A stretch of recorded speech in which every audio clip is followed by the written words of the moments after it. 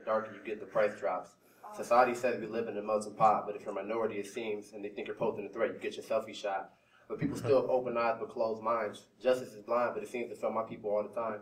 They're committing infringements on our amendments, problems over pigment. Only time we recognize the signs is when they're picket, written plain and simple, but they still don't get it. When they kill unarmed minorities, they're trying to criminalize the deceased and award the police. I'm looking at the news and all I see is another unnecessary death this week. Can we try to avoid all of this death, pains to my chest? I hope one day that we can progress and live as one.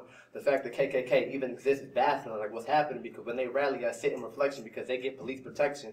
My people had their hands up, they got tear gas and rubber bullets, and now I understand my father's words because he told me when I was 12, this world hates you and they want to erase you, and I didn't believe it until I seen it, and I guess I'm dreaming like Dr. King because I'm still trying to find peace properly because we got equality. It's just not for me. It's not for us. But who do you trust when my brothers stay killing one another in the streets? How could this be? We don't value each other. That's what it feels like because the hate we carry around is at the weight of the chain from our ancestors. But if we don't break the chain, nothing can change. It's heavy, man.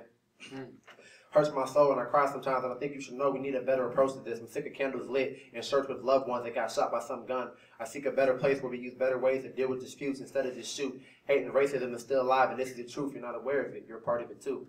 Hate is the toxic pollution. I'm seeking out solutions for the future because it stems from ignorance and greed. So maybe I just need to give out information to help out people in need.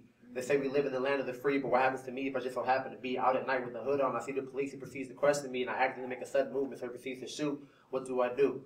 What do I do?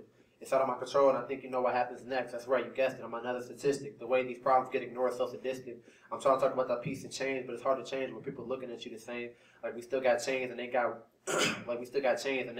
whips and disguise them as laws. Like that stop and frisk or that stand your ground that gets tussled around. And if you're sick of hearing about race, well, guess what? I'm sick of dealing with it. People with ill intentions that get to feeling wicked when I hear this mentioned. Because if you're not a person of color, you most likely have never dealt with it. Oppression, I'm guessing. If you don't know the definition, you need a history lesson.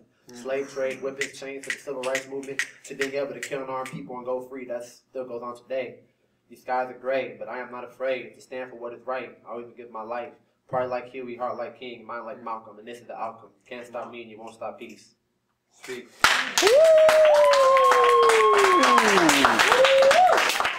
A Pakistani activist, she's a young woman who had a blog that the Taliban found. Keep your head up. Because our world is not one of an orchard categorized by shapes and sizes with tags. We live in a